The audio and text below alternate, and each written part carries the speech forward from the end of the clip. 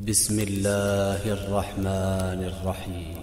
والشمس وضحاها والقمر إذا تلاها والنهار إذا جلاها والليل إذا يغشاها والسماء وما بناها والأرض وما طحاها ونفس وما سواها فألهمها فجورها وتقواها قد أفلح من زكاها وقد خاب من دساها كذبت ثمود بطغواها إذ انبعث أشقاها فقال لهم رسول الله ناقة الله وسقياها فكذبوه فعقروها فدمدم عليهم ربهم بذنبهم فسواها ولا يخاف عقباها.